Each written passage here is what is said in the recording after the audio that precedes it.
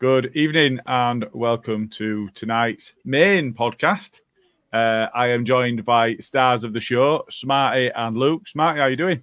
Oh, hello there. I'm very well, are you? I'm all right, thanks. Luke, how are you doing? Yeah, mate, not too bad, not too bad. Looking forward to going down to London, the big smout tomorrow. Apples and pears and jelly deals and all that. Fucking hell. Tell you what, we'll get an intro running, we'll get into it.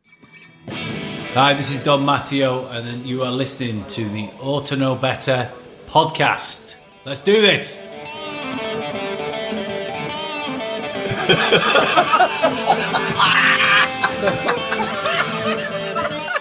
You look like fucking Brolin, you're a Leeds eating bastard. Look like some sort of fucking weird floating head. No. You utensil player a bit, innit? I mean, I feel a bit right, dickhead. Nothing spectacular, really. So I know we've talked about changing that intro and nothing spectacular really, giving us a little bit of something, regardless of whether we're doing well or not. Because typically we'll either go, well, that's not true, is it? Because it was spectacular, or we'll go, look, that's true, isn't it? Because it wasn't spectacular at all. But and Luke, I know that you were on the B and C after the Leicester game, weren't you? Just from a perspective of the way we felt at the end of that game, and we can get into the game a bit more, but Smarty, can you remember leaving a game in recent history quite as elated as you were against Leicester?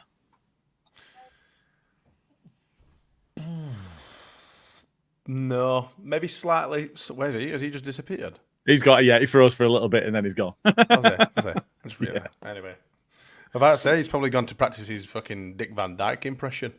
Do you know what? Maybe glimpses in our promotion season under Bielsa, but I don't think quite as high. You know, I remember the West Brom game, the Pablo Hernandez. Within goal. 10 seconds or whatever. Yeah, that were a quality atmosphere. A couple of the derby games in Bielsa's first season, you know, they were really good atmospheres. But you know, on a whole, I don't think I'll ever top that. I don't think, and a lot of people, even when, you know, obviously we were for Becchio and stuff like that, you know, against like Millwall and other games, just you'll struggle to find a better atmosphere, or, but you know, fans more related than that.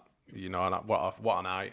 I've still not got over it really. I think I'm still in like some sort of like, not because of what it was, just because of the ending, because you just cannot beat a last minute goal, can you? And we had 3, and it was just brilliant. It was just fantastic. I couldn't stop smiling. I've only just probably got my voice back. I know you have, obviously, because you were squeaking at everyone again for a couple of days. But what a time to be alive. What a great just day. Got mine back in time to go back to work, to be honest. Yeah. Yesterday I had to take it easy with meetings because I knew that if I pushed it, I was going to end up squeaking Mickey Mouse down Teams meetings and whatever else going on. But yeah, you're right. I don't know if everybody caught the short that I put out from on Ilkley or Bartat, but yeah, there were no voice going on. I was just squeaking as best I could.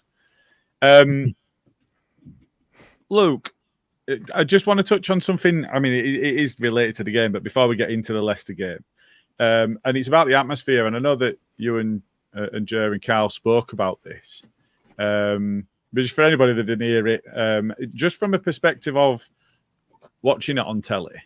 So keep rubbing it in, my fucking daughter. You just told me it was best night of your life, and I'd watched it on telly. Nice one. Fucking hell. So, but I heard what Jay was saying about watching it on telly, but from an atmosphere perspective, did it appear that it was just being turned down? Is that what it came across as? Yeah, absolutely. You can tell they were fiddling with it because every now and then there'd be a little blip in the matrix, and you'd just hear a roaring noise. You know, it was quite apparent. You know what? The first time I ever remember it being done was actually Histon away, and I went to Histon away, and I remember recording it and watching the game back. Didn't they take the mic into the stand? We took the mic into the stand. It went under. It was ITV, wasn't it? Yeah, it was ITV then. Yeah. But yeah, it was quite obvious that they were tinkering with the crowd noise and turning certain microphones down and whatever else. So yeah, look, don't be sucked into that. There was only 3,000 Leicester fans there only they truly know what it's like and what it was like. Because the interesting thing actually about that though was don't leave us on 10 to look like that. Was people watching from abroad on LUTV said they heard everything perfectly. Yeah. So it's Sky right, down, okay. rather than rather than actual the broadcast. Well, I suppose well, that's actually interesting, isn't it? Because it was Sky that were there doing that broadcast, so it wasn't actually done at the broadcast point. It was done as they were broadcasting it out. So it wasn't whoever was directing it during the recording. Actually, it was them processing and when they were broadcasting it out. So that's quite interesting.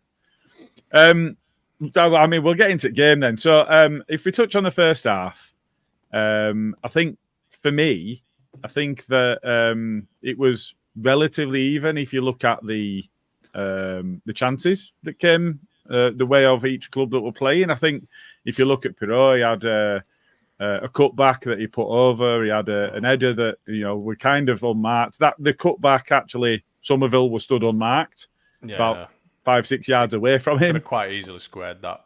Yeah. To be fair, it could have just swung and hit it with something else, and he'd have probably made a better effort of it. To be fair, it were really poor that. If he just slides it in bottom corner, top corner, whatever else, nobody thinks, well, Somerville were unmarked. It's it first time though. I mean, obviously it's early in game in it, so you're probably going to snatch at it a little bit, but a little bit more composure in that position. That's 1-0, isn't it? Yeah, it is because you'd back him to score because he's such a tidy finisher, is Pirot. And that's who you wanted to falter, really, in that position. 12, 14 yards out. And he's popped it over. Nonto ran into the box, had ball at his feet.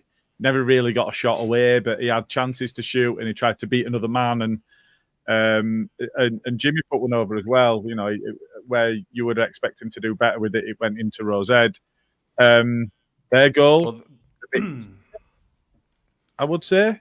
It was just a nod on from a corner. It was a bit scruffy, but they finished it off. Fair play.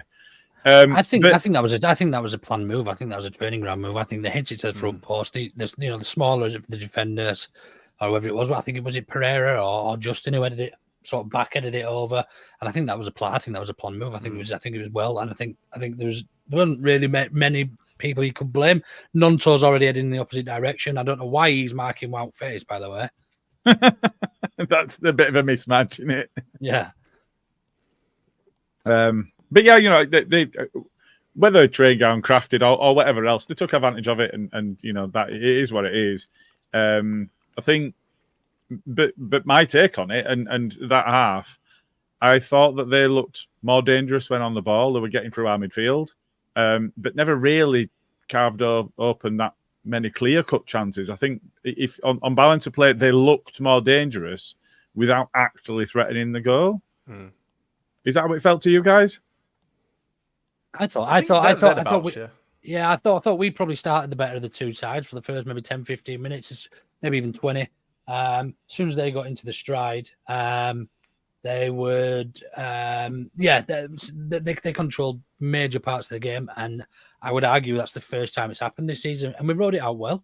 I felt, we still created the odd chance on the break, but yeah, up until I would probably say 65, maybe even 70 minutes until we got another foothold of the game. There was obviously little spells throughout, but I think on the balance, if you're looking at the balance of the game, I would probably say overall it probably worked out about 50-50. But they had a real strong middle part of that game, and we had a great start and a great end. If I was to break it up. Yeah, I'd written a few. I had to write a few things down when I came home. Well, not came home. I think it was the day after, because you know what it's like when it's such a hectic. I mean, my head was pounding when I left Ellen Road. Like I had a proper bad headache for a short time. I had to come and write things down because you forget a lot of it. When you're so elated and stuff, obviously it just leaves you, doesn't it? You just remember small details and stuff. But I remember specifically from the substitutions, Nonto and Pirot coming off for Dan James and Bamford, that being the start of when we started to be a little bit more clinical. You look at how Bamford obviously moves his men around the field, which freed up Rutter a lot more. I thought Rutter were a bit were very poor in moments in first half. Probably trying to do a little bit too much. Maybe he felt a little bit pressurised to do so. Who knows? But once Piru had moved off and Bamford comes on and he occupies and he moves those centre backs around, it gives him a little bit more freedom. It gives him a little bit more space to do what he does best. And from that point, we looked a hell of a lot more dangerous. Just simply by bringing him on, and fair play to Farke as well, because we wouldn't normally see them kind of substitutions until probably a little bit later on than 64th minute.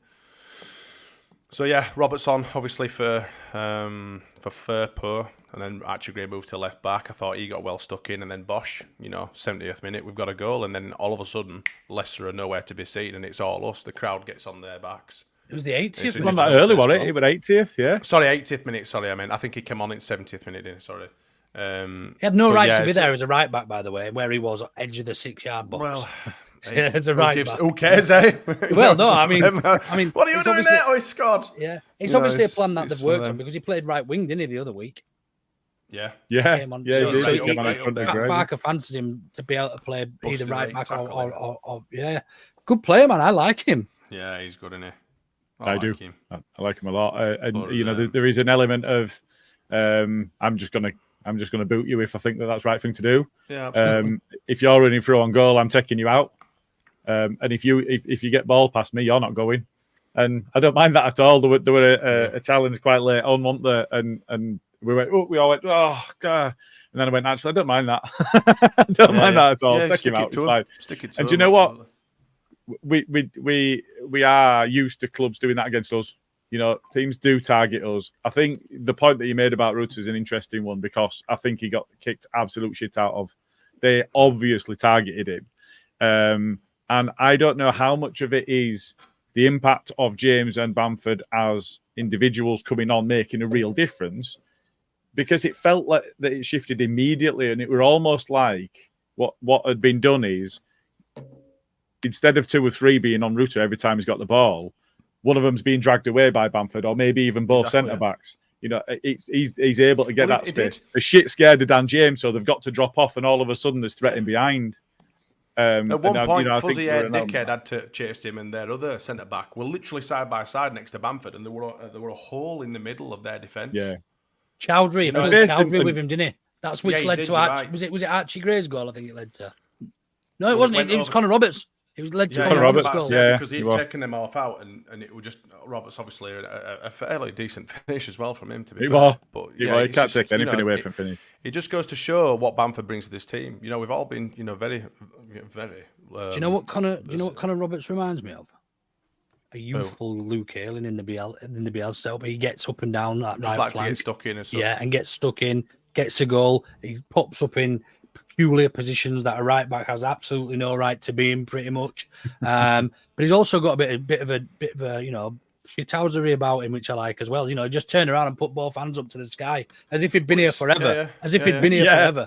It was like, I'm here now. Do you know what I mean? We all lost our fucking minds, and he's just there like that going, that's what I do. I think it was a bit of a shock when it was like, I don't really know what to do. And then it kind of dawned on him, and he started running around a little bit then, didn't he? I was like, obviously I didn't see that. I've only seen replays of that because I were underneath about 3-4 full in South Stand, getting crushed. But no, you'd be surprised how high people can jump in that fucking stand, mate. Or fall when they're coming down. Flying, absolutely fly. It's just raining people and just like, oh Christ. But no, we've all been a bit, we've slated Bamford a little bit, but you just show, because it says for itself, doesn't it? He just brings so much more to this team than Piru does at this moment in time, and we need him. We need him up front, because he just does the work that goes really unseen. But obviously for those who are watching him every week, we can see what he's doing, and it's just ace. And you're right, but I think it is right to call out all 3 of those subs that were made. I know Anthony came on late on, but it was 90 odd minutes. Roberts had a pretty much immediate impact. Within 5 minutes of coming on, he'd scored. But James and Bamford for me were actually at the turning point, and I think we had a foothold in the game. I'm just going to pop it up now. I've got the momentum off SofaScore. So you can see actually that they were dominant in that first part of the second half. They were driving us back. This doesn't suit the whole being dominated for 80 minutes by Leicester narrative, though, does it? Because obviously, it absolutely does not. No, that's saying a little bit different, isn't it? It is, because I think that maybe on a shorter scale, actually, it's what Luke was saying. But we dominated the first part of the first half, and then they got a foothold in that, and then actually it was us towards the end of the first half. Me, I felt very, very tentative at that stage.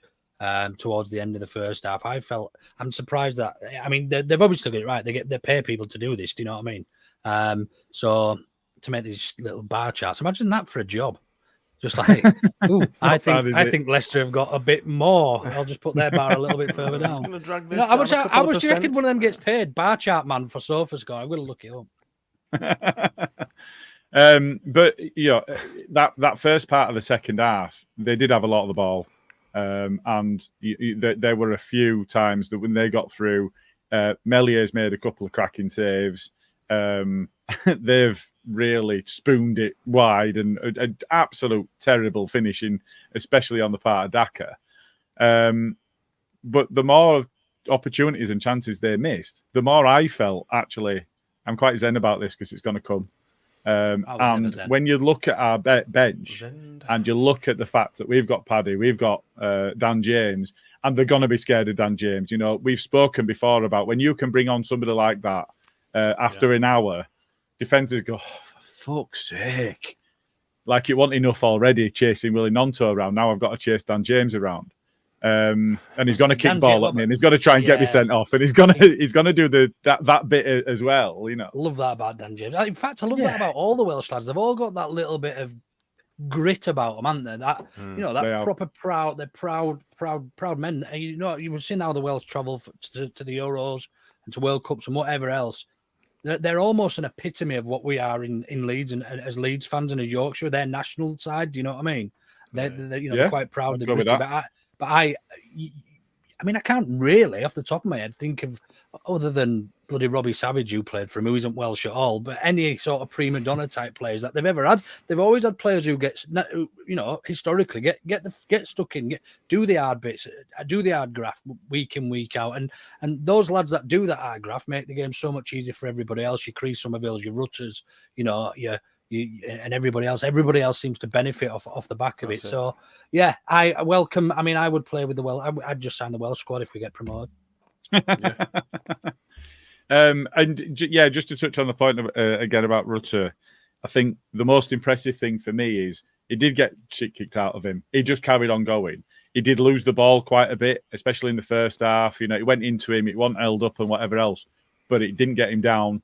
He still wanted the ball, and that's exactly what you need. And I think even when he's not having his best games, and I think he's had man of the match, the official man of the match award, 2 matches on the bounce. It's been 2 of his weaker performances for me, but he's had a massive impact on the game. And if you look at all of the goals, he's involved in the build-up of every single one, all 3 of them. And, somebody else watching, without having been able to see the impact he's been having on the games, might have gone, do you know what? He's the person I'm going to take off. And we didn't.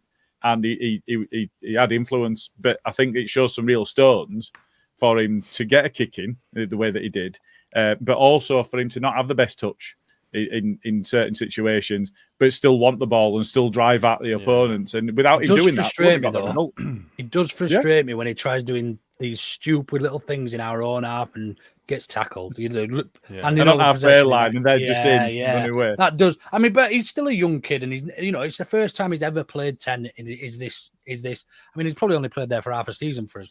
But it's the first time he's ever played in that role ever. And the things like that will come. He will know that he can't be doing that in the middle of the park. You know, he's used to playing left wing or striker. Now, if he does that anywhere on the field where a right winger or a striker should be, he gets away with it because he tends to be in their half. As a central, a number 10 or an attacking midfielder, he's having to come shorter sometimes, to help relieve whoever's playing in the middle, Kamara, or if Gruev's been pulled out of position. He does have to come a little bit deeper sometimes, but that's not the place to be playing fucking football and doing, round the worlds and all that sort of shit. So and it'll come through experience. We do underestimate how young he is sometimes, I think. Against a lesser opposition, he gets away with it more. But when you've got Harry Winks and Pereira up your ass straight away, those are two players, like you've already alluded to, that you just do not want to be doing that sort of thing and making mistakes in them areas against them, caliber of players, because they will get on it and they will move the ball quicker and like we saw on Friday, they were quite efficient. Harry Winks, I know we've all slated him a little bit, but he played quite well on Friday. The whole team, they're a good team. They're at the top of the league for a reason. But so are we, and we showed that on Friday. But yeah, Rutter, like you say, he's a young lad. He'll. I like to see him experiment with stuff like that. I'd rather him be brave on the ball and do them sort of things rather than cower away from it and not do it, because that's just not who he is. He'll get away with it sometimes, and sometimes he won't. But that's why we love him, innit? And that age thing, I think, is something that if you look across the side, actually, we are a young team. And even the likes of Ampadu, who had armband, and plays like somebody that's got a wealth of experience, is in his early 20s, and we're not a fully experienced team in certain situations, and that's what is impressive to me, that they'll come back and they'll have that character, and I think there is a lot of character coming through. Actually, touching on Pereira as well, Pereira and Winks being in that double pivot that they had really surprised me. Because I thought we'd see Pereira at fullback. And I think that they've had to make that change. We've pushed them into that because our midfield has been so dominant in previous games. And I think that's quite testament to the games that our midfielders have been playing. Dewsbury also cheating shit. I've not seen it back, but it did happen in front of me and it looked like a blatant dive to me. Have you guys seen it back? Luke, can you give us an insight as to just how blatant a dive it was? Can you remember it? Nah, Did anybody mention it afterwards? No, I don't. I think I've seen it been mentioned in that. I mean, he spent a lot of time on the floor, didn't he? But so it's hard to pinpoint actually which one we're on about here. But he absolutely was just. I mean, good footballer when he's on his feet. There's no denying that he's a good footballer. But yeah, I don't like to see that, mate. I don't like to see people putting themselves on the floor. I mean, you've only got to look at that fucking dickhead twat from Scum. Have you seen that shot of him where he takes a shot recently? Fernandez, he takes a shot, rolls around on the floor for probably 30 seconds. The ref looks at him. Doing his hamstring or something. Yeah, like he's broken his ankle, and then the ball, and he walks straight back over and puts his hands up and he says, "Pass me the back of the ball." Don't want to see that. Yeah. It's unfortunate, but it's part of modern day football now, isn't it? It is. It's a shitty part of it, but it is. I think so. Luke, you had an opportunity to pick your man of the match. Smarty and I haven't discussed it. Luke, can you remember who you said? I do. I think I went for Medley. I think he made some important saves at important times during the game that could have seen them go potentially 2 or 3-0 up. So, I think he was really instrumental in that win, which ironically he won us the 3 points at their place as well. Yeah, he had. They've been his two best appearances, I think, so far for us this season. Smart, who would be your choice for the man of the match? I didn't actually know who Luke swore. I didn't make it that through on the pod the other night. But Melia, 2 fantastic saves, and like you say, he seems to be growing in confidence as well. But he had a great performance on Friday. Very well, played very well, should I say? Fairs. I'm not. He's in my top 3, and I think it was a good performance, and we needed them saves that he made. My top 3 were him, Rutter, but my man of the match were Ampadu, because I think he would have won out of everybody that were trying to drive us forward and were trying to make a difference. And I thought that Gruev didn't have his best game for us, but actually what we saw him doing is drop a lot deeper, and actually that allowed Ampadu to then carry forward. And I think that did a lot for us. I think for me it were Ampadu, but purely on the basis that he was the one that was trying to make things happen. He had the armband on. He would try to drive us forward and build out from there. And I think that made a big deal. That made a big difference to us on the night, I think. Kamara did very well. Do you know what I love? Unsung I love that shimmy he does. Actually. You know it balls the shoulder drop. It's amazing because you can watch him doing it, and you can watch somebody trying to read it and then do something about it, and he still just turns around and he's got 5 yards of pace, space around him. Sold Dewsbury all a belter with one of them as well. He did. He did. He did Winks with another one. Yeah, he did. Yeah, I was going to say. Yeah, he's very classy. He can go either way as well, can't he? Because I don't think he's 2-footed. I think but he will go one way or the other, and you can't read it every time. And I think that's an inherent ability that he's got that gets him some space, and then he can pick a pass. Like you say, he likes to interchange between feet. He's predominantly right-footed, but he don't mind putting it onto his left to, like you say, do a shimmy or to move it. Sends them for an hot dog every time. Exactly. Every time they fall for it. So good at that. Yeah.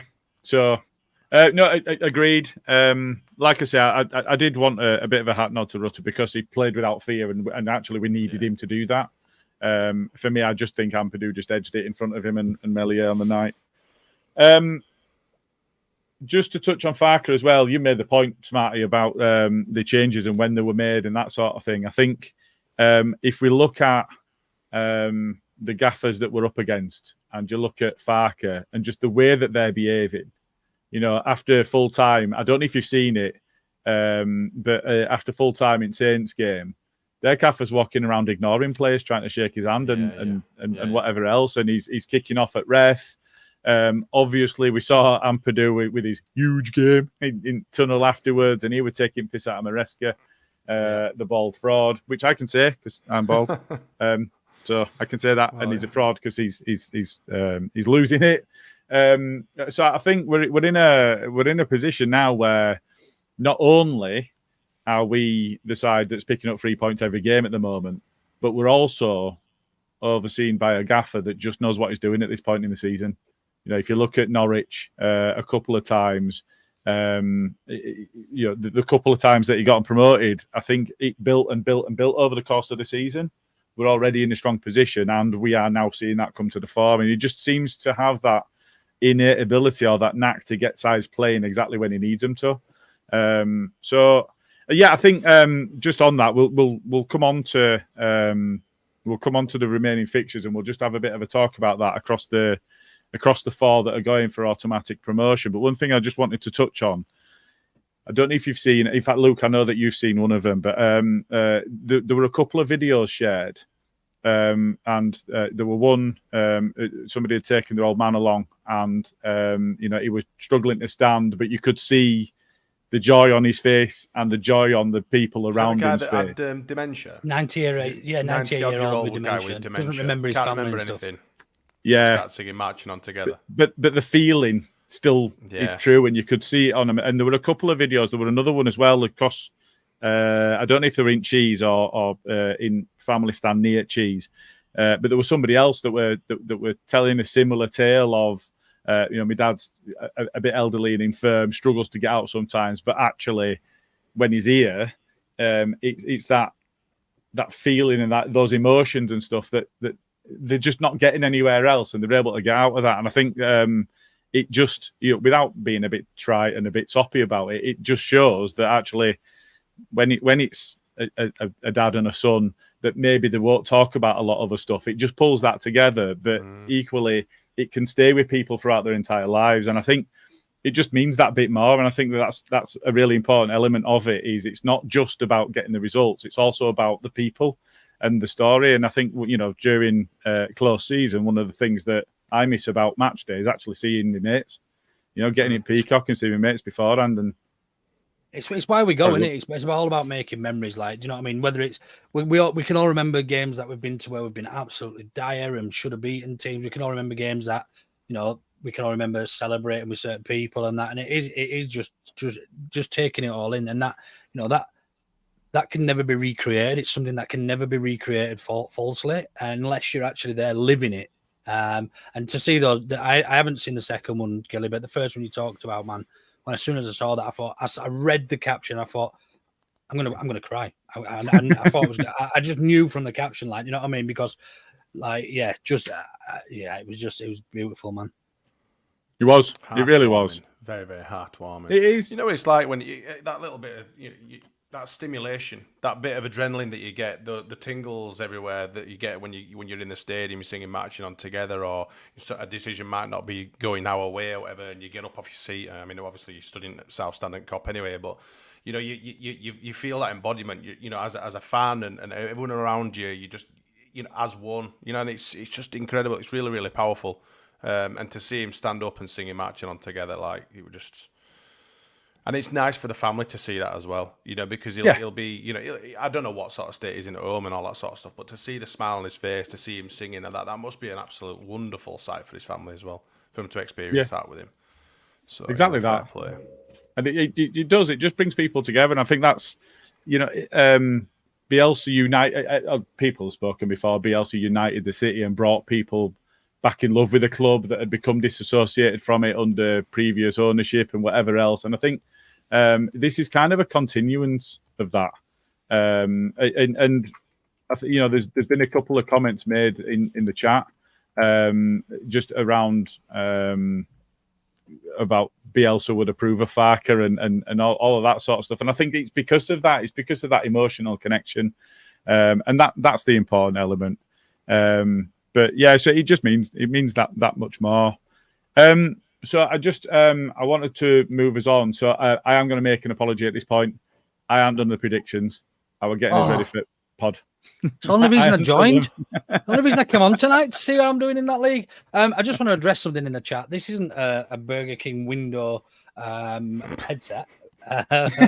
It's basically what's happened is these fucking things have run out of battery and I can't find my charger. It's one of them really old, not even really old, but like USB. The old USB type charge, but not the new USB type C ones. So I can't find them anywhere. Micro USB. That's what you're on about. Micro USB. Yeah. So I can't find one. So I went for Everyone that. had 50 in the shit drawer, and now they've got none because it's all USB-C and shit. Do you remember the even thicker versions of them before that used to charge stuff? So they were a bit deeper. Yeah. Ooh, deeper. Yeah, like a camera one. Deeper. Yeah, like a camera. Deep. For a Fujifilm. Hello, you are through to the Auto Know Better switchboard. How may I direct your call? I'm not using the mic though, so that's why I keep trying to move it and hide it so people don't think I'm on Star Trek. Right, okay. I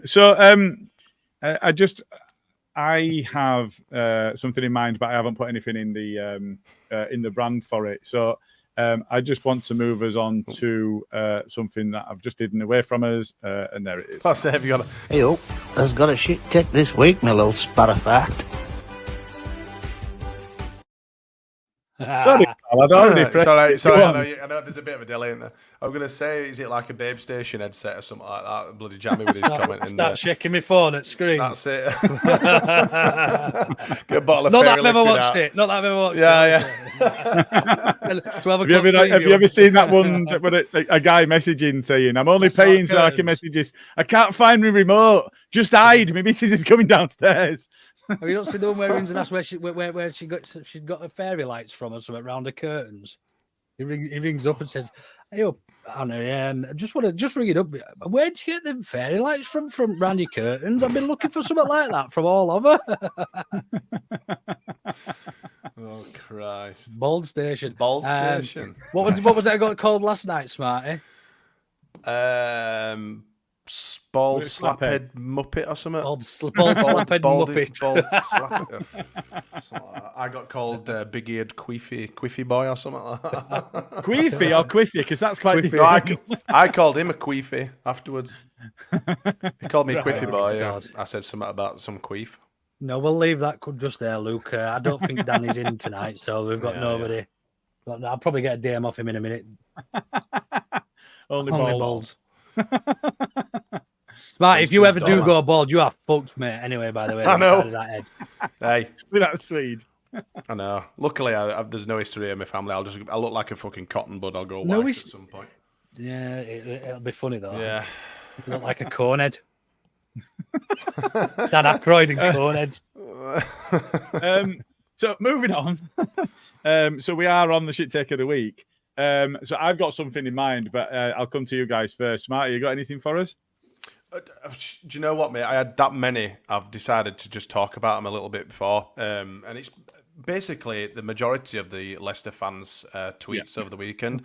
I've never, ever encountered a more salty, fucking sore-assed fan base in my whole entire life, and it's been absolutely glorious. And I know that all three of us have been having a lot of fun with it over the last few days. I think it came to a bit of a head with, in fact, some bloody me and Luke were going on some frigging Villa fan who were in our chat. On the main, commenting main under account, LUFC on the LUFC main, I think like, we're a championship team now. What the frigging hell are you doing here? Leave us alone. You know what are you doing here? That's where they're called baldy slappers. They're playing Ajax away next week in Europe, and they're in Leeds United mentions. Get a grip. Yeah. So what you're saying is we're not famous anymore. Back up and piss off. Absolutely. But yeah, there's just absolute tears everywhere. You know, and the fucking meaningless point scoring and a few of our guys, obviously, you know, there's a few of our lads out there that are knocking up memes and videos and all sorts of shit. Nice little edits here, there, and everywhere. They've been on absolute strings, and it's just been glorious. But there's too many. There's literally too many. They'll be here all frigging night. It'll be about an hour and a half chuffing long, this pod. But yeah, Leicester and that's fans. why there's no in the brand, because that's exactly where my head were on it, and I was like, how do I choose one of them? I've got no idea where to start. There's just so many. I think the favourite one for me was that I can remember is the how silent it was until we scored, and then actually we shared a video, pretty much went viral, didn't it? The video from 3 miles away of everyone singing "Marching On Together" and actually being able to hear it word for word, like, you know. So yeah, just salty out there. They've got singing sections and clappers, and do you know what I mean? Atmosphere. Do you know what I mean? Clappers and drums. Saints have got goal music. It's just tragic. It is tragic. It's proper pinpointing it. The thing is, that's manufactured atmosphere, and the point is, we just don't need it. You know, when Elland Road is bouncing like it was, there's just nothing like it, and that's because it's not manufactured. No, absolutely. But the thing is, like, when you look at these podcasts and these little vlogs and people, in their away end, you can't get the full force of the Elland Road crowd through a tiny little camera phone. You're not going to get it. You get what's immediately around you, and you know what it's like. You know, if we're in full swing in like South Stand or whatever, you cannot hear anything. You can't hear Gelded, you can't hear Cheese, you can't hear away fans because the noise is all around you. So they wouldn't have known anyway. You know, there were pockets of us, going a little bit quiet or whatever. It's to be expected. You know, we were losing 1-0, but as soon as we equalised, and a fair bit before that as well, it was just Leeds. There was not a frigging peep from them, not a peep from them. And then when we went 2-1 up, that's when people started leaving. And 3-1, I think pretty much 3/4 at standard emptied. Yeah. What a fucking brilliant support they brought. So, it's bullshit, most of it. It's absolute bollocks. In fact, I've got videos of us actually having a good time in about frigging 50th, 60th minute as well on my phone that I could show. Look, this is what it will like, but whatever. Johnny Brown's right. All they sang was "We shall not be moved," but then started walking out when second goal went in. Yep. It is the worst. I was watching him. I was directly opposite him. I was watching him. I was going, "We shall not be really." That's all you've got to sing, and it would all time. But when our goal went in, it went off, didn't it? And it was a case of, well, they're going to wilt under this, and they did. And it was. But So, Luke, have you got any others other than just the absolute meltdown of Leicester fans? Nah, not particularly. I think they deserve it this week. Fairs. Definitely. Okay. No, that works. So I think just because we've got a couple of games, let's get into them now. So before we've got another main podcast, we've got the Chelsea game, and then we've got the Dog Bolivers. So let's get into Chelsea game and just what we see as an expected lineup. Luke, I'll come to you first. So it would be a difficult one anyway if you look at the impact that the subs had when they came on, as to whether you don't change a winning team because we've started with an 11 and then we've won the game, or you go with the subs coming on anyway. But given that the league is almost certainly the main priority, not the only priority, but the main priority. What sort of lineup do you expect to see? Major changes or tweaks? Yeah, where are you going? I think Farker's played a bit of a clever game in his most recent press conference with saying that players have got knocks and things, and even if they've got a tiny knock, I think he probably would have risked him in the league. Whereas I think he's almost setting an expectation early doors to what team we might see down in London. Look, I'm going. I don't care what the result is. I would love to go through. But I also would I be happy to see the under-21s play against Chelsea and come away and I get this momentum thing, and I get it, and look, Chelsea are going to be leggy. They're going to probably rotate a lot of their team, and it's a good opportunity for us to go down there and actually go into the next stage of the cup. But my priority is that league. So yeah, it's got. But we just don't know with Farke. He could play the same starting 11. And I know he's mentioned that people have got knocks and that. I think, to me, that's just setting a precedent and setting an expectation that you're not going to be seeing these players line up. You know, he's named all the favoured front four in James, Rutter, Somerville, and Bamford all picking up niggles. Now, is that by chance, or is it just that actually those four will be playing against Huddersfield at the weekend? Do you know what I mean? And they're on a little tiny things as well, aren't they? Like Bamford's got a calf/ankle injury as a doubt. Dan James has a bruise. It's that bad. Yeah. Dan James has a bruise. In contention despite bruising. Somerville rolled his ankle may also be a doubt. Rutter hip flexor issue, so late decision to be made on him. And both Sam Byron could be back in the squad. I think that's pretty much all of the injury stuff covered. But yeah, it'll be an Bremner's interesting selection. Bremner's ghost hit the tactical sick notes. Bremner's ghost tactical sick notes, and it almost takes away him taking scrutiny for disrespecting the cup if none of those travel, which would be arguably our best front four. We have to shoot, guys. I'll be back. Yeah, no worries. Phoenix nice. You play with feathers, you get your ass tickled. Brilliant. He's got a Phoenix night. It does look a bit like Brian Potter, doesn't he? Maybe a ball. Okay. So I'm glad I asked him first, given that he's jumped off. And I'll let. He's only going to be 5-10 minutes. So if he's back by the time we before we jump off, then I'll let him give a bit of an indication as to what he's been doing. But so Smarty, I don't know whether Chelsea have now qualified for Europe by virtue of being in the final, because Liverpool are certain to qualify for Europe. So actually, it might not be quite as significant to them as otherwise it might have been if that gets them into Europe. But Farke did mention that in his conference today, that it's their opportunity. It's their opportunity to get into Europe, which was kind of a dig at them as well, saying that the league position is obviously a little bit wanting or whatever. So it is, for them, and a win is quite important for them if they want to even be playing European football next year. So they will be taking it. So serious. They haven't qualified then? No, I don't believe so. But so they were in the final, and Liverpool will qualify for the Champions League by virtue of their league position. So surely they should have qualified for Europe by virtue of being in the final at the weekend. Don't know. Maybe that puts them in conference, and they just think that's beneath them. Yeah, I think so. Yeah, possibly. So I asked Luke the question, but in terms of the lineup, I think we've pretty much covered that and the injury situation and so on. But if we consider the game that we've just had and the game coming up against the Dog Botherers, which is their cup final, there's no two ways about it. They might deny it, but it really is. They would love to be the team that stops us breaking the record of consecutive wins at this level. Yeah. Just how much emphasis do we put on the cup? And actually, if we don't get tonked, do you care about us being knocked out if it means we can carry the momentum into the league game? This will divide opinion amongst the fan base, literally 50-50, because there are so many people that have said, would love to go on sod the league, would love to go on a cup run, and you can caveat that, well, if we don't do anything in the league, players will leave, etc., it won't leave us in a good position for next season. So personally, I think it's pretty much my championship mantra is sod the cups, concentrate on the league. It would be nice to go down to Chelsea and beat them. However, if we were to get... No, I wouldn't like to be stuffed. I'd like to give them a game. I think we're more than capable of giving them a good game, especially to see where their heads are at, obviously after the weekend's loss to Liverpool. But I'm not bothered either way. If we win, great. If we lose, don't give a shit. I'd love to keep the winning streak going.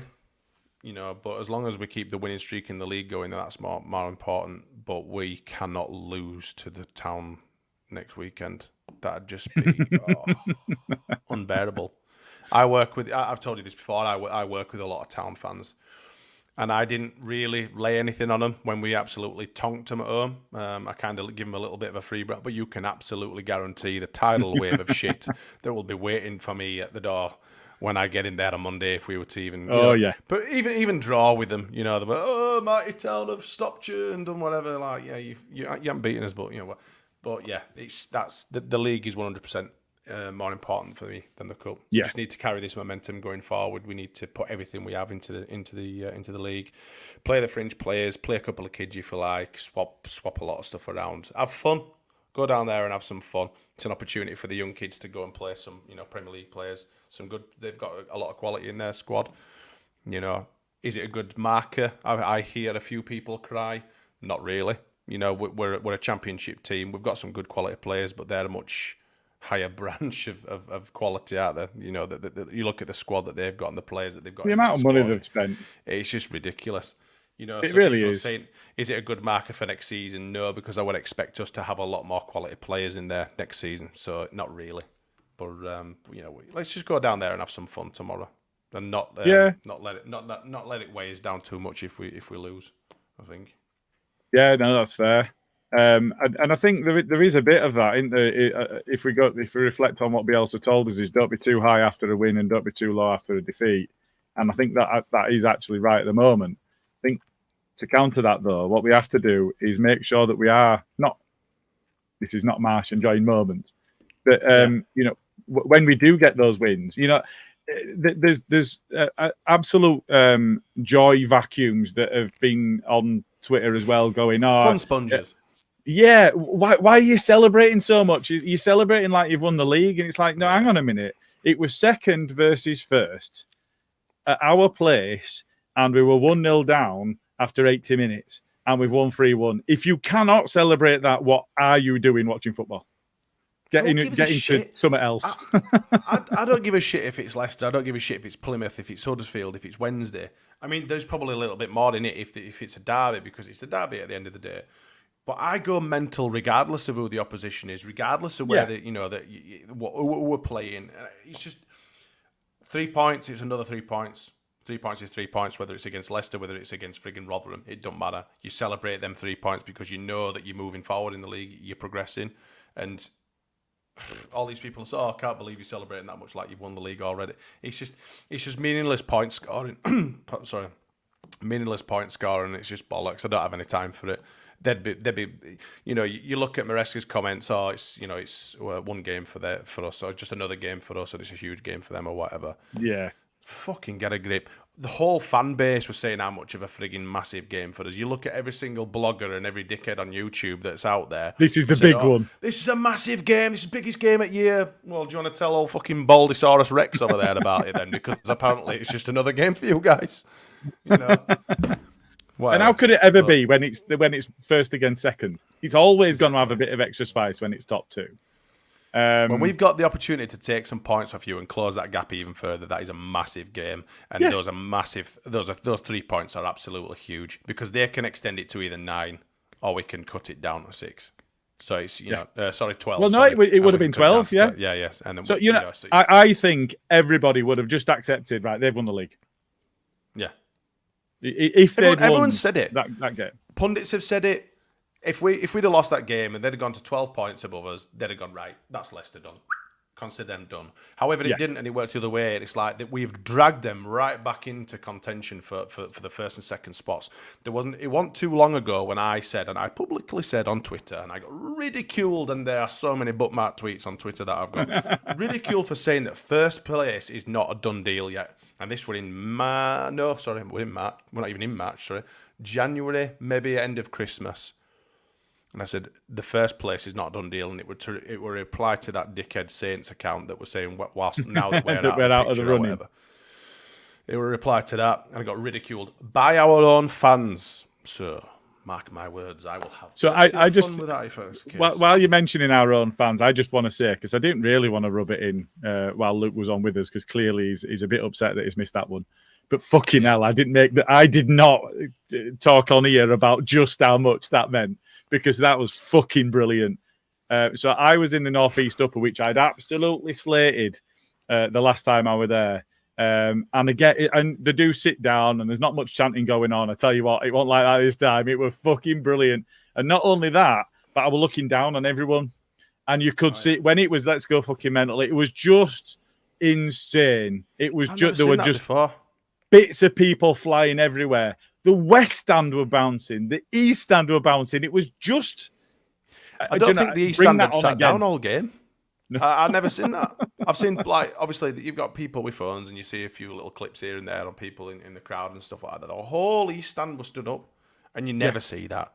And then let's go fucking mental, blah, blah, blah. You know, we've seen other accounts, you know, opposition fans taking pictures and taking videos of the South Stand doing it, but the whole stadium was doing it. You could literally feel the stand rocking in South Stand. It's an old stand anyway, so, you know, they'd be careful probably. But it were absolutely bouncing, and I just thought, what must people think?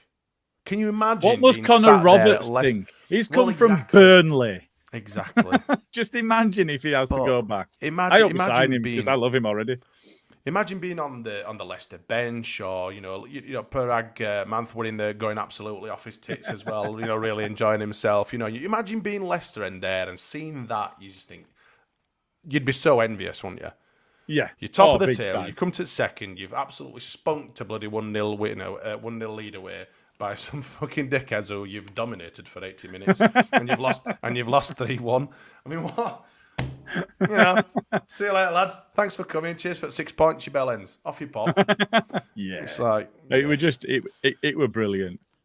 So I just it was. So one thing that I did is I asked everyone. But not everybody did respond, so I asked everyone for just who didn't respond by any chance. He's in the comments. I'll let him name him shame then. I'll let him out himself. Yeah. So I asked each of the members of our pod chat, which includes myself, yourself, Luke, Jay, Carl, and Bren, who is a backing singer that's been with us from the start. And we will try and get him involved a little more. But so. One thing that I asked is I sent the remaining fixtures for Leicester, Leeds, Saints, and Ipswich to each of the guys in the pod chat, and I just said, I don't need a breakdown of results and whatever else. I just want you to tell me how many points each of those teams are going to get between now and the end of the season. And what I've done is I've averaged that out, and then I've taken that and applied it to the points that we've already got, just to give a bit of a projection of where we think each club is going to finish, what points they're going to finish on. So the average that we had for Leicester from this point to the end of the season was 20.4 out of 36. That's how many points as a group we expect them to get. Leeds was higher than that. We were on 26.6 out of 36. Saints were 20.6 and Ipswich were 21. And if you apply that to Leicester's current points total, 78, ours is 72, Ipswich is 72, and Saints is 67. What that gives us is, and we'll go in reverse order, that would mean Saints finishing on 87.6, so 88. It would see Ipswich finish on 93. It would see Leicester finish on 98.4. And it would see Leeds finish on 98.6. Oh, it's tight. Just read them back to me. I missed them just at the start. Sorry. You're really quiet. I don't think your mic's on, but yeah, I will. I think it's that mic that's it's pointing to your Leeds again. Your KFC mic. your sex chat. Is that your sex chat mic? I think that's fair. That sounded better. Just a quick recap. So Leicester are currently on 78. We're on 72. Ipswich on 72. Saints on 67. Our average as a group was 20.4 for Leicester, 26.6 for us, 20.6 for Saints, and 21 for Ipswich, which leaves Saints on 88, Ipswich on 93, Leicester on 98.4, and Leeds on 98.6. It's going to be tight. It is going to be tight. It's not tight. It's not right. So, one thing that we did do is we've messaged, just moving on from that, we've messaged a friend of the podcast. Luke slid into his DMs earlier. Do you just want to tell us what day it is today, Luke? It's Legion United icon from certainly from my younger years and from I remember the Terminator. He just such a good player, wasn't he? It's his birthday, by the way. Sorry, yeah, it is his birthday. Roberto Molinar. Yeah, Roberto Molinar. It's his birthday today, so sent him best wishes. And I asked him if he wanted to pop on if he got a chance, and he said, unfortunately, not able to tonight, but I'll catch up with you later on in the year.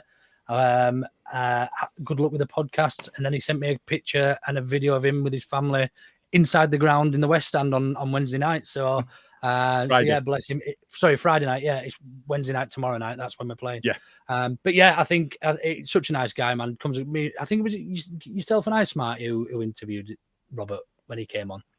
Probably a couple of years ago. I started listening to it back earlier, but man, we were shit. I mean, we're not much better now, but we were really shit then. Do you know what I mean? Yeah. Really, really shit. But I think the fact that we had so many guests on at the time, they really helped us, with things. But yeah, it's his birthday, so many happy returns and happy 55th birthday, Mr. Roberto Molinar. Yeah, happy birthday. Excellent. So, just to move us on, is a bit of this. To know better with Rachel Adedeji. Oof. Now, before I Is get this what into you were this, doing? Is this what you were doing before you should have been doing the predictions?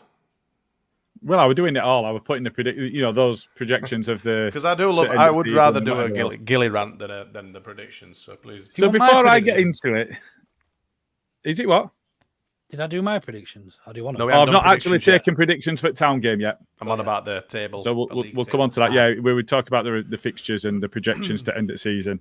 But we will grab predictions before we're done. But yeah, before I get into it, have either of you two got anything that you want to get off your chest at this point? I have only a very little one, and it's not really football related. It's around about other content creators creating, and it's happened, and it's happening, and it's more about people, certain people within the content creation world, and not necessarily just Leeds fans, I don't suppose, but they have been very, very vocal when things have not been going too well about how Farker should be leaving and how shit he is. Now, if you go on to said content creators' videos, those videos have now been removed. Own it. Really? Own it. Anyone we know? No, we're not. We won't name names. We're not getting into People that, might- are we not? Do it. No. Do it. No, I'm not naming names. But yeah, but now it. things are going really well. Taking names and keeping receipts. Yeah, keeping receipts. I know.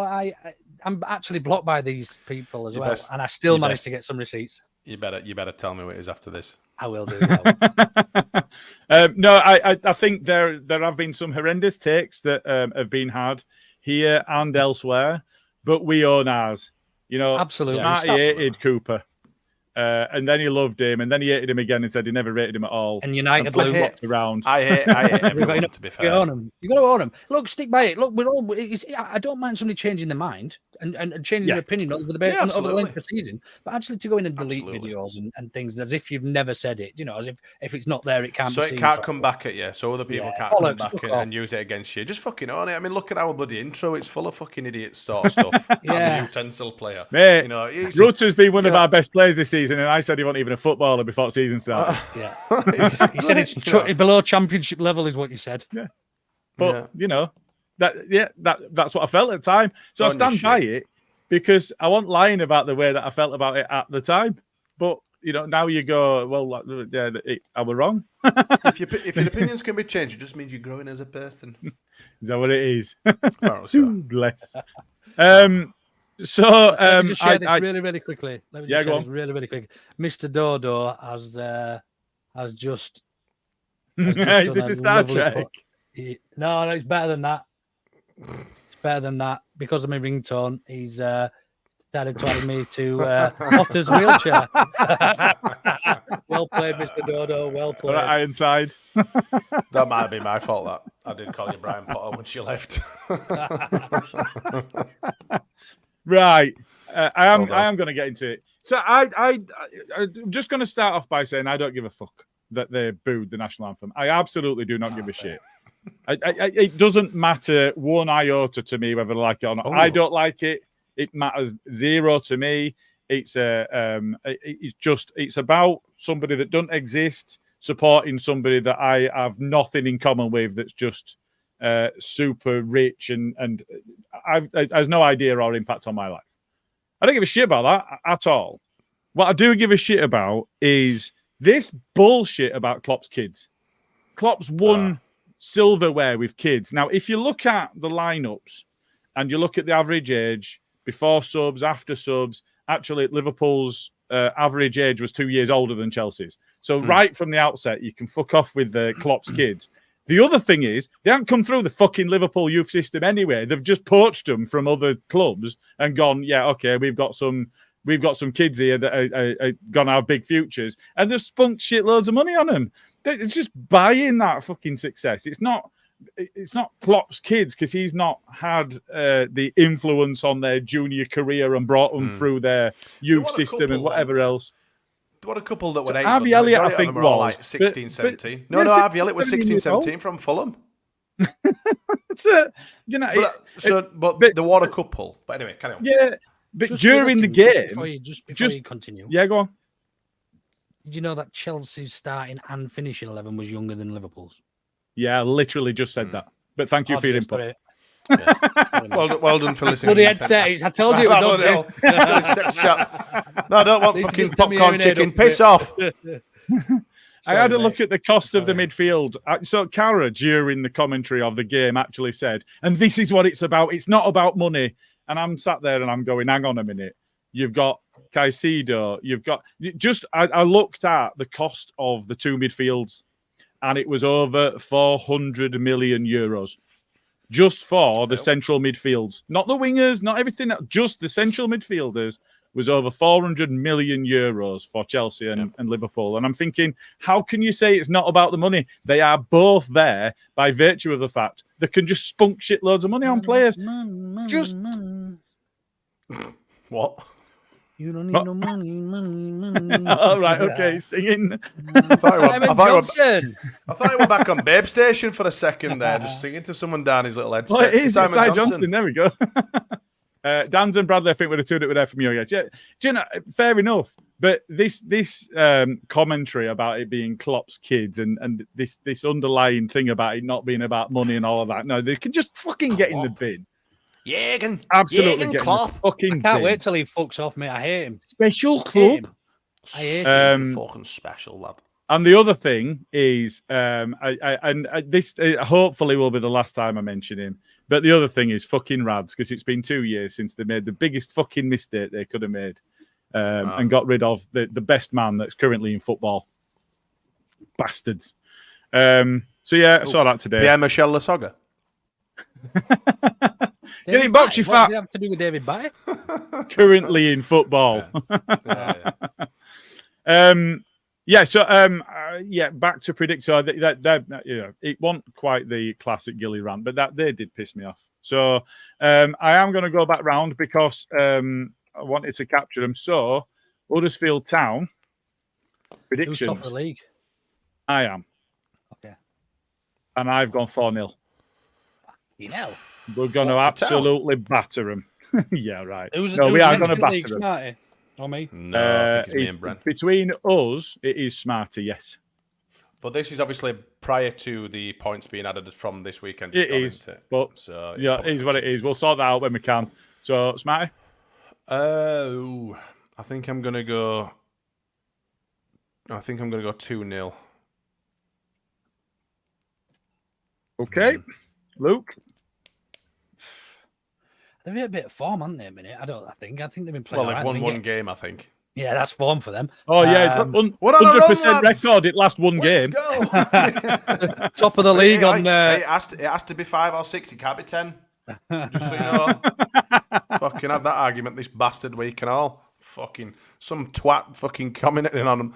Fucking what a bloody average form guide. Oh, it's got to be 5. It can't be 6 or 10. So it's like fucking shut up. That would anyway, me. We digress. I'm going for. I would in that one, won't I? I'm going for a killer whale. An orca? No, do you want to say what it is? I have no idea what that is. That's new to me, is that? Free Willy. Free one. Oh, right, yeah. An orca. Fucking hellfire. Christ. Free one. And the first This is what he one I does. saw- He thinks up of these little sayings while he's doing his Dick Van Dyke impression fucking earlier on. What did Van and Dyke the- impression? Yeah, well, you fucking Dick Van Dyke, London accent, like bastard Mary Poppins, wasn't it? Wasn't paid. Boy, you apples and pears! Joey Deals. And the first fan comment I saw was Matt Leeds, which is 3-0 Leeds. That's, unless there's anybody else from the pod in the comments, because I know we've had Jay during the war. I don't know why he said that, but he has. I think from a perspective of the predictions, I'll just get the rest from the rest of the guys. So I'm going to bring it to a close there. I've got one other thing just to mention, but I'll come to you guys before I do. Anything else that you wanted to say, Smarty? Nothing. I've said enough, I think, this evening. I've also said enough on Twitter for a few days now. I think I'm tired. I think I'm just gonna get me new dressing gown. I'm a little pipe and just days. No, you got a dressing gown? No, I haven't. I don't want to turn this into another one of them chats. No. I have been looking, but I haven't. No. I've got something I'd just like to ask a question on, and it's around the club stating, and I don't want to go into what's said and who says what and everything, but what's your take on the clubs? I mean, I think professionally the club have got to take this stand based on the fine we got with Brighton, about homophobic slurs and whatever else. What's your take on the? I don't know how to ask this question without it being actually said. I know where you're coming from. Yeah, I know where you're coming from. Yes. And it is the chant that we get in it. So we've been told that we need to behave as a fan base, and rightly, I think a lot of fans are going back to that and saying, "Well, okay, but what about when the opposition fans chant stuff at us?" Yeah. And it's asking the questions around a certain Liverpool fan. He's a Celtic fan as well, isn't he? Liverpool and Celtic. Apparently. Even so, was. I think it's one of those, isn't it, where I think culpability is difficult, and I think you are right. All right, okay, Jay's gone 1-0. I'll just capture that. Could you not reach the number 2? So I think you are right. I think Leeds need to be seen to trying to curb in a lift, Jay can only go to the first floor. Leeds are trying to curb the behaviour that the Football League have said is unacceptable. I think that's what they're trying to react to, because the Football League have said it's wrong. They need to be seen to be doing the right thing. Yeah. And I think it's the optics of it rather than anything else. I think the real thinker about it. Do you think they're worried about getting another fine? Do you think that's why they're putting it out? Because there's always going to be some idiots that start singing, no matter where you go and what you say. It's going to happen. I'm not sure. I think it might be just trying to preempt some of that, because if it does happen and then the Football League go, well, we told you not to do that, Leeds can then go, we've done everything we can. We've told our fans to behave. It's in the emails that we've sent to all our fans. Yeah. It's in the, all of the fans that are getting tickets for it are getting this message through to them. What more would you like us to do as a club? Sky have approached Leeds and said, can we bury the hatchet around the chanting that you're doing about Sky? It's like, stop being fucking shit, and we'll stop chanting about you being fucking shit. Stop rearranging fucking games so all us fans have to rearrange travel and hotels and this, that, and the other. We're not just a tiny club in London. We've got 5 fans that come from the surrounding areas. We've got fucking people coming from all sorts of different countries. You absolute and wankers. Reducing our allocation on a Wednesday night in the cup. Yeah, exactly that.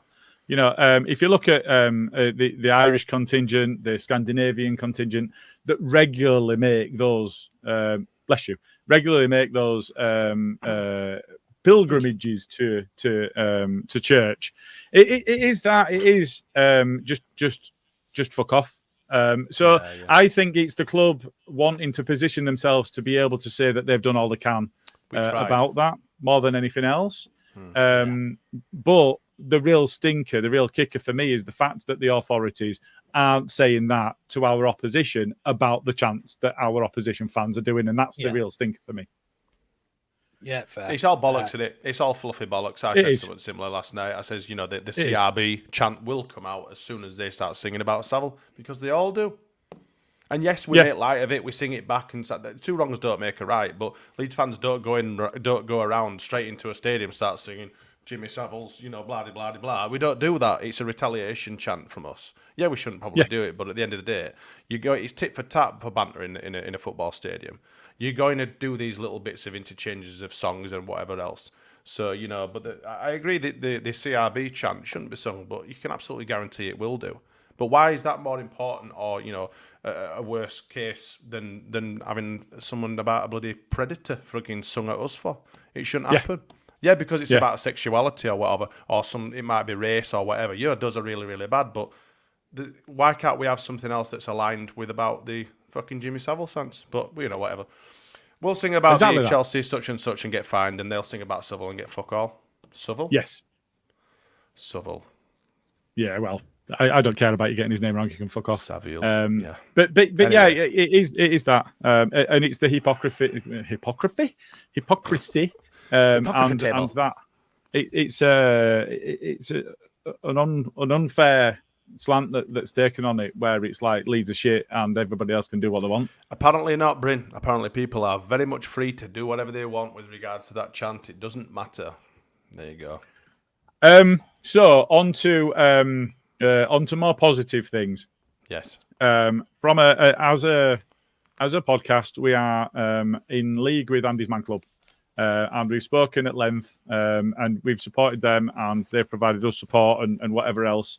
In terms of things that they've got going on and getting together. And I'm just going to pop up I don't know if this is, this is still relevant. So there's 3rd of March is a walk and talk at Roundy Park. Meeting outside Lakeside Cafe for 11 a.m. Short walk round and up to Mansion Cafe for a coffee or tea and a chat.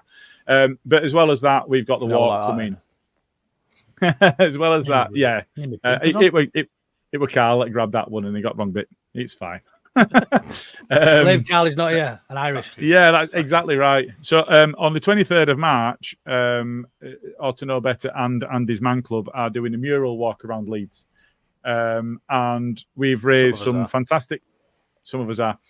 We've raised some... it's only the elderly and infirm that are not. Don't take the piss. I'm the youngest. Can you believe it? I'm the youngest and the most broken. We're doing a mural walk, so and we're taking in quite a few of them, and there'll be some pictures shared around the ones stood in front of them and going, hey.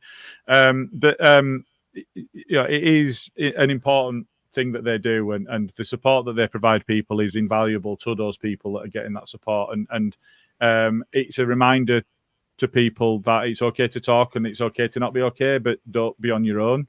And the monies raised can go towards further events and bringing people together, and that's what it's about, isn't it? And I think from a standpoint of the walk, it is quite a significant length, and quite a significant length is a thing to behold, isn't it? But it's going to be quite tough, and the monies raised are important, and every penny is fantastic. So we will put it in the socials and we will get it out again. So anybody that can spare anything at all, it's muchly appreciated. And thank you very much for everybody that supported us so far. Absolutely. Cool. So we are going to call it there, unless you've thought of any very last minute things that you wish to add. Just 3-starred messages, really, just to go through that I felt were quite funny and worth mentioning. What's wrong with your face? What's wrong with your face? Huh? You're gonna like you, and then you're like, oh, I don't know, camera. Mark Wright said, even Roddy can do a donkey impressions. His talent is on list. Have you seen that, by the way? I put it on Twitter this morning. He gets really shy and he's like, oh shit. You know what it is. You know what it is. No, you know. Yeah, anyway. So that was really funny. He goes, hee-haw. Mark Wright again, actually, another one. Talking about hot dogs, you've seen the young lad breaking ankles in the under-12s. Looks absolutely class, doesn't he? I can't remember his name, but better remember it. And then the last one, Matt's just told us that Leicester have been taken to extra time, which is great news. Nice. Yeah, very good. Getting them nice Very and good, worn very out. nice. Who are they playing at weekend? Don't know. They are playing QPR. QPR. I won't even bother Who looking at that. I expected, no, it's at Leicester, I think. I expected them to be without their best player, but whatever's gone on has not kicked in immediately. So the QPR's best player will be available for them at this point in time, regardless of what the Belgian courts are saying. Really? Yes, because there's an That's appeal going through. crazy. That is mad. Yes. So QPR will have that player available to them. So let's hope that they can do a job against Leicester. That'd be nice. Leicester they've got QPR, Sunderland, Hull, and Saints. So there's the potential for them to, and then Bristol and then Norwich. There are some tough fixtures that they've got left. I think if you look at the fixtures that they've had and that they've got left, a lot of the fixtures they've had this half of the season so far have been lower place sides in the division, and what they've got left is upper place sides in the division. So just to pick them out, they've got Plymouth have been going well. West Brom have been going well. They're in the playoffs. Preston have kind of turned a corner a bit. They've got Norwich, they've got Saints, they've got Hull, they've got Sunderland. It's not an easy run of fixtures that they've got left, you could see them drop. If they get through that with maximum points, they will absolutely 100% deserve the league. Fair play. It's an interesting one. So we'll see how we get on. And we're going to call it there. So thank you very much, everybody. I have been a bit scattergun tonight. I've not really got into the comments, but we do read them all, and it does help us move things along. So thank you to everybody getting involved in the comments, and thank you to you two for being a part of it. Thank you very much for having us on. Always a pleasure. Never See a you chore. soon. See you later.